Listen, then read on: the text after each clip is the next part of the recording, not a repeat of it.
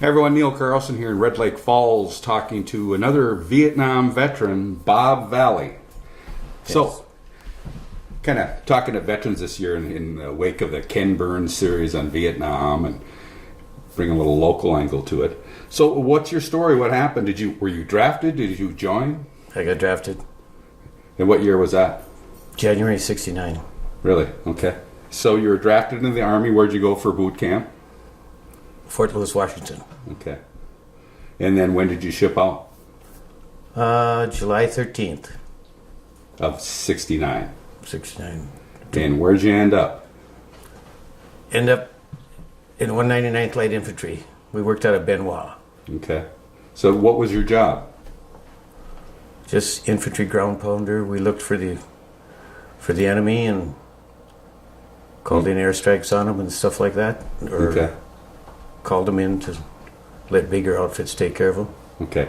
Did you end up seeing a lot of action before? I know you were wounded, but before that happened, or how long were you there? I wasn't there very long. I got hit September 24th, 1969, so I was only there like 3 months. All right. What happened when that happened? We were going through some jungle type stuff and just looking for the enemy, see where they had their little setups and stuff, and they had on all these trails they have landmines and mines in the trees, and this when we got hit, it was a mine in a tree. Command detonated. Somebody blasted it on us. All right. Our point man got killed. He was an NVA, Chuhoid in 1966, and came to work with the South. Okay. And others hit too, or everybody in your... Everybody but 2 got hit. About how many people? There was 9 of us. All right. And you were injured pretty badly? You had a head wound, or...? Yeah. The left side of my head is pretty much plastic. All right. How long was recovery? I was in hospital 2 weeks in Vietnam, 2 weeks in Japan, and about 3.5 months in Fitzsimmons General, Denver, Colorado. All right. Okay. Was that a problem the rest of your life? I don't know if what... No, Okay. I learned to live with it. All right. When you think back, or don't you like to think back on this and would rather not?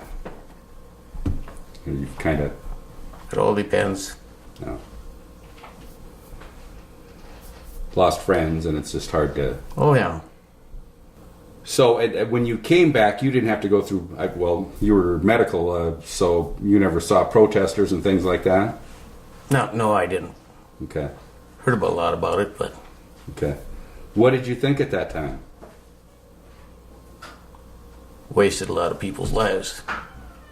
Didn't prove much. Okay. All right. What'd you end up doing for a living after the war? Well, I worked on the pipeline for 4 or 5 years, Okay. and then I worked in building and trades for a local company for a few years. Okay. Then I went bridge construction for about 10 years, and then I worked for a company in town here that builds wood stove, Okay.